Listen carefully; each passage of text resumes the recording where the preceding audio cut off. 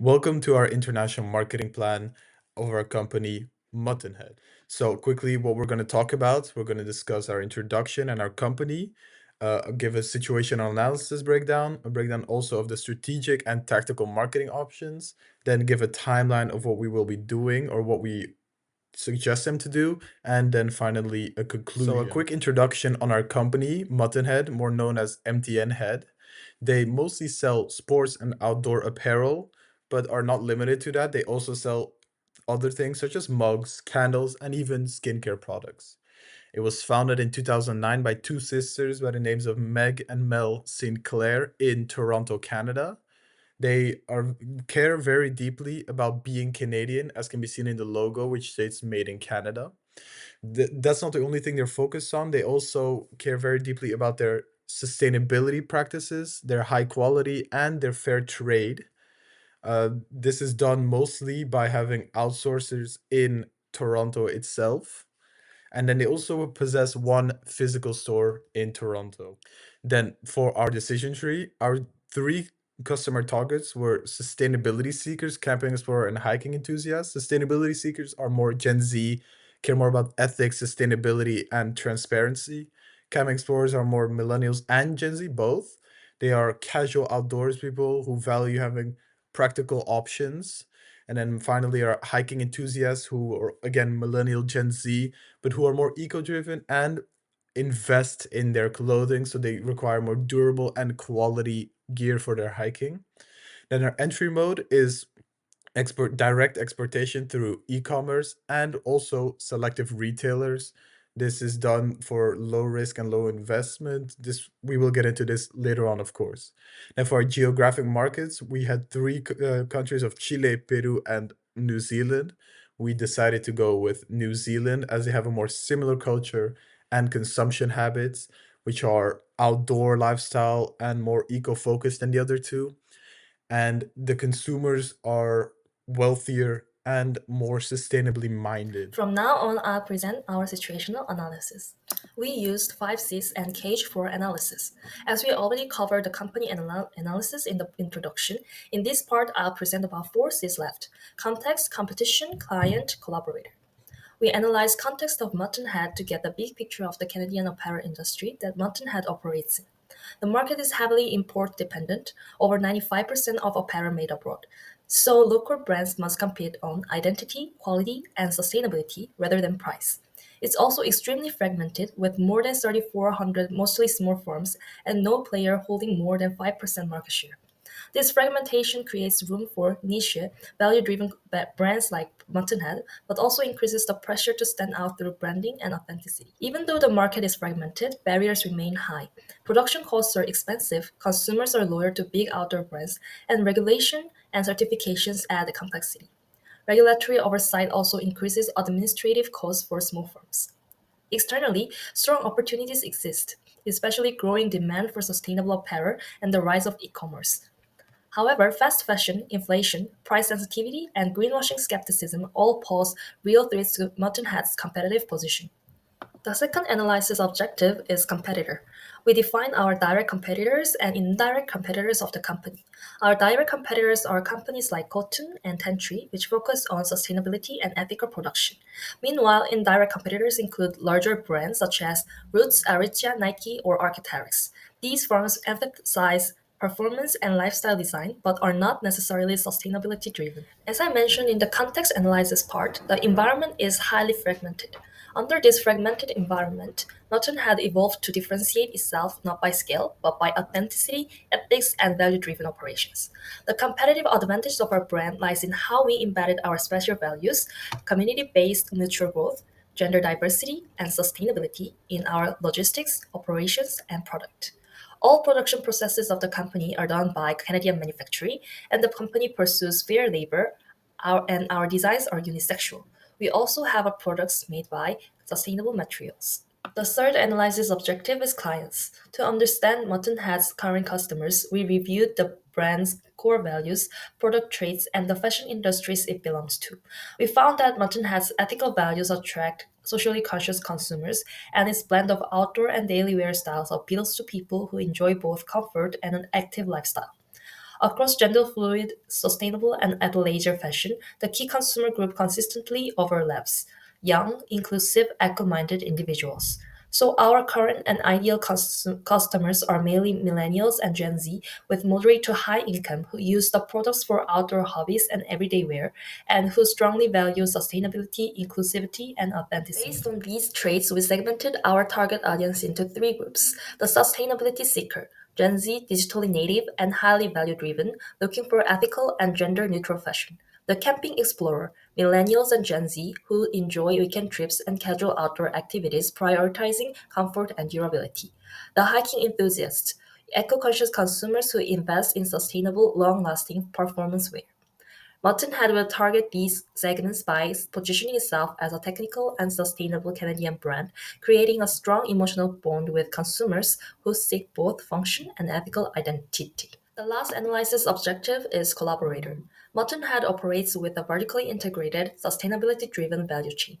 It uses Canadian made eco conscious materials and collaborates with small local manufacturers, allowing strong control over quality, labor standards, and transparency. Its in-house design team, shaped by community input, focuses on functional and seasonless pieces that aligns with the brand's values of sustainability, gender diversity, and community-based growth.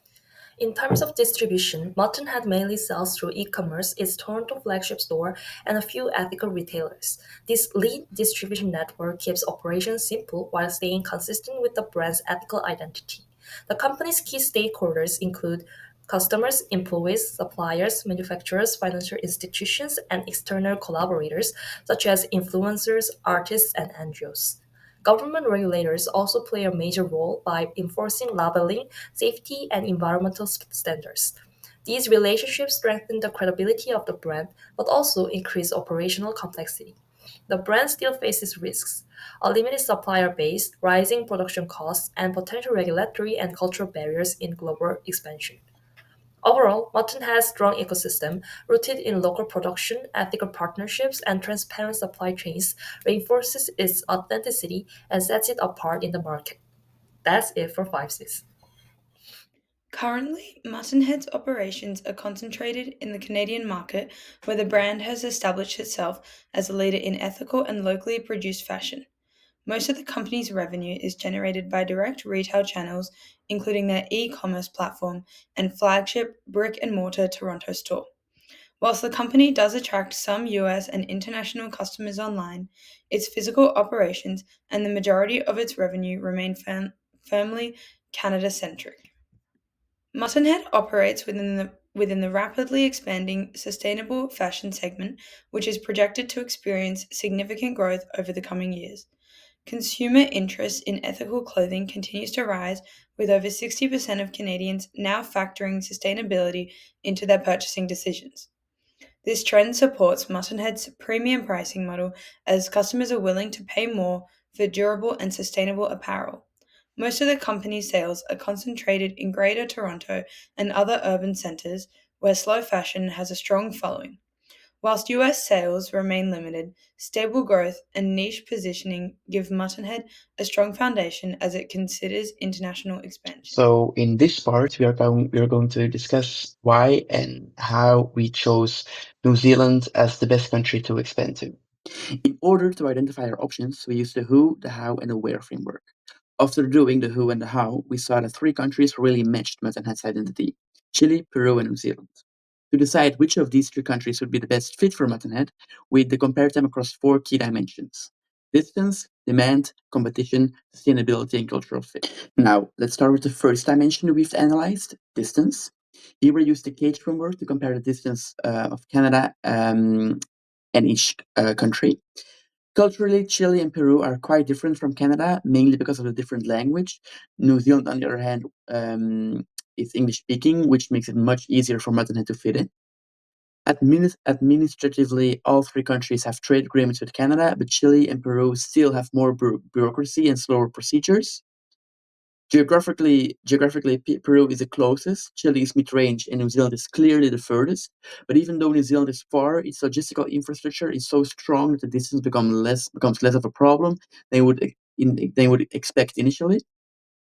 And economically, Chile has a stable middle class, Peru is growing but still developing, and New Zealand has the highest purchasing power and the most advanced digital environment. So overall, when we look at the distance in terms of risks, costs, and ease of doing business, New Zealand actually comes out as the most favorable, even though it's physically the furthest away. In terms of demand, New Zealand stands out again. It has the fastest market growth, the strongest willingness to pay for sustainable apparel, and a very active e-commerce, all of which match Mutton Head's positioning. So when analyzing competition across Chile, Peru, and New Zealand, we observed major structural differences that directly influence market entry. In Chile and Peru, the apparel market is highly concentrated and dominated by large multi-tienda groups such as Falabella, Paris, and Ripley. These retailers control about 70% of apparel sales in Chile and 50% in Peru, operating as fully integrated ecosystems with their own credit systems, loyalty programs, and exclusive consumer benefits.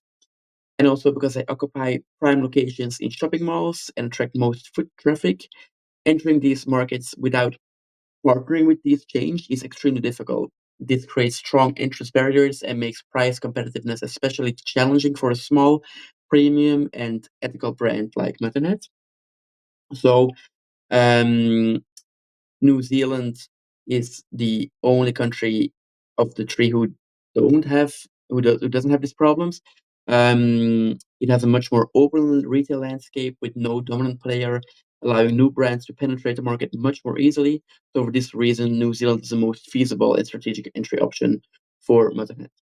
Because Muttonhead stands for durable, slow fashion, and outdoor living, it was important for us to check which country aligns best with these values. So we looked at four things. We looked at environmental consciousness, sustainable development, eco-innovation, and interest in slow and sustainable fashion. When we compared the countries after our research, we see some clear differences. Chile is becoming more environmentally aware and invests heavily in green innovation, but sustainability isn't fully mainstream yet, and consumers remain quite price sensitive. Peru shows a lot of interest in sustainable fashion online, but the actual sustainable infrastructure is still limited. And sustainability is emerging, but not deeply established in buying behavior. New Zealand, on the other hand, has sustainability really built into everyday life. People live outdoors, they care about quality and long lasting materials, and slow fashion feels natural there. So it's not like it's a niche or it's something new. So again, when it comes to sustainability, New Zealand scores the highest. So to bring everything together, we used a decision matrix to compare all three countries across the four dimensions we've analyzed. And we also weighted each factor based on how important it is for Muttonhead. Um, and what we see is that New Zealand consistently performs well across every dimension that matters. It scores the highest on every single dimension. Um, so we've concluded that it's the easiest market to operate in from a distance and risk perspective. It has strong demand and high purchasing power. It has a much more open and less concentrated competitive landscape, and it aligns extremely well with Muttonhead's sustainability-driven brand identity. Chile and Peru each have strengths, but they've also come with bigger barriers, whether it's price sensitivity, strong dominance of large retailers, or weaker sustainability adoption.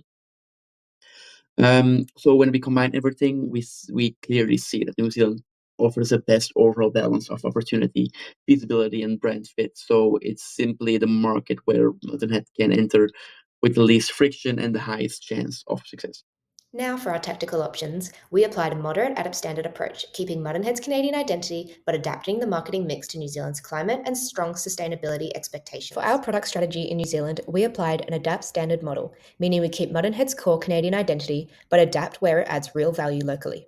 The core line will remain standardized, with hoodies, sweats, tees, and merino accessories staying unchanged, protecting the brand identity and keeping supply chain efficiency high.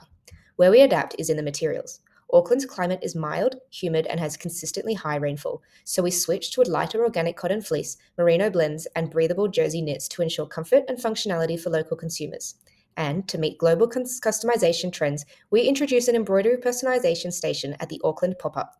Customers can co-create pieces using Canadian cross New Zealand motifs, like the maple leaf, silver fern, kiwi, or beaver, which strengthens engagement without altering the core product design. On the branding side, we are keeping the Muttonhead name.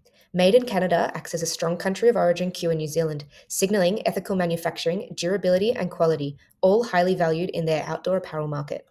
But our packaging adapts more significantly. We use fully recyclable cardboard with minimal printing to meet New Zealand's strict waste reduction standards. Each package includes a QR code linking to a digital sustainability hub with sourcing details, care instructions, and emissions information, reinforcing transparency. Finally, we are introducing a repair and rewear program. New Zealand has a deeply embedded repair culture, so offering free embroidery touch ups, small repairs, and digital care tutorials align directly with consumer expectations and support Muttonhead's slow fashion positioning. Overall, these adaptations allow us to maintain a strong Canadian identity while meeting New Zealand's sustainability expectations, circular fashion norms, and demand for transparency. For pricing, Muttonhead positions itself as premium yet accessible in the New Zealand market. We sit slightly below Kathmandu's upper range and just above Macpac, letting us balance the perceived quality with affordability, especially since New Zealanders value durability, ethical production, and natural fibres. This positioning also reflects Muttonhead's strengths of small batch production, unisex design, and a strong Made in Canada identity. Overall, the goal is to remain premium enough to signal quality, but not so premium that we struggle to gain early traction. To enter the market effectively, we will use a phased pricing approach. In year one, we'll focus on brand awareness, offering a 10 to 15% introductory discount through pop up campaigns and online promotions. This will support our early trial and help build visibility in a crowded outdoor market. In year two, as the brand becomes more established, discounts will reduce to around 5% as we introduce bundle pricing, for example, pairing a sweatshirt with a beanie to increase basket value. By year three, once Muttonhead has retail partnerships and stronger brand recognition, prices will return to full premium levels. This will give us healthier margins and align with consumer expectations for high quality, ethical outdoor apparel. As for promotion, we would suggest the company to start with some Google ads to make the website more known, and also with some TikToks and Reels for a social media campaign on Instagram and TikTok with educational content and also videos showing the most famous spots on the trails on New Zealand. Then we would suggest a collaboration with an influencer. We suggest Brendo Jelavic because he defines himself as an explorer, so he would be perfect for the brand. And we suggest the company to go with some traditional advertisement on Wilderness magazine. Then we suggest a collaboration with Nextbike, which is a bike sharing system, and it would be supported by an advertisement campaign with the motto "Move Green, Wear Green." Then, about the events, we suggest the company to sponsor the Wairarapa Walking Festival because it would be perfect to reach the target of the brand. Then, we suggest the company to start with some sales promotion in a traditional way, like reward programs or also promotions on shipping. But we also suggest the company to do some product tie-ins for orders above $100 with the choice of a beanie or a tote bag. Then, we suggest a collaboration with local bike rentals. We have selected 3 bike rentals in 3 different cities: Auckland, Wellington, and Queenstown. And the customer of these selected bike rentals would have a 10% off any product of MTN. For the pop-up, we think that putting it in Auckland would be the best choice, and we would select the most busy neighborhood in Auckland, which is Britomart. We have selected also a place where this will be held, which is similar to the base camp of the company in Toronto, and we would announce the proof of the shop and also give the possibility to embroider the item purchased by the customer for free. As for place, since it will be the first time for MTN to start operating with retailers, we have selected them using 3 decision criteria. If the retailer aligns with the brand's image, if it is a multi-brand store, and if it has a nationwide coverage. The 2 retailers that came up are Bivouac and Farmers. The first one is more directed towards our camping explorer and hiking enthusiast target, while the second one would broaden our audience since it would represent the everyday comfort of the company. After entering with retailers, the logistic process for the company will become more complex, and this is why we have decided for MTN to rely on a distributor. This decision is backed up by the fact that MTN is a small company with no exporting experience, and the distributor that we have chosen is Nevada. Nevada is a distributor operating in New Zealand, and it aligns perfectly with the brand image, and it is also managing a lot of big brands. As for the distribution method, the company could enter the market using both air freight or shipping, and of course the first method would be faster but really expensive, and this is why we've decided to enter the market at first with shipping. It would be good for the company to build its inventory at first and then gradually shift to air freight when when, of course, it gains recognition in the market. Here we present our timeline for the tactical decisions. This is built for the short term, medium term, and long term to understand what the company will do during the years. And we highlighted in the slide what will be the most important decisions in the year. For example, the pop-up in the 2026, in 2027, the start of indirect export, and also in 2029, the sponsor of the festival and the launch of the new collection. And finally, to conclude this presentation, let's look back at our major decisions we made. First of all, we decided to choose New Zealand as our market. As was seen in strategic options, this was by far the best one. And to enter this market, we will be promoting mostly through social media and local events by collaborating with local influencers and partnering with local events. And then to help enter the market, we will drive traffic through the pop-up shop and then later diverge it to the website and the retailers. Thank you for listening to our presentation of Muttonhead.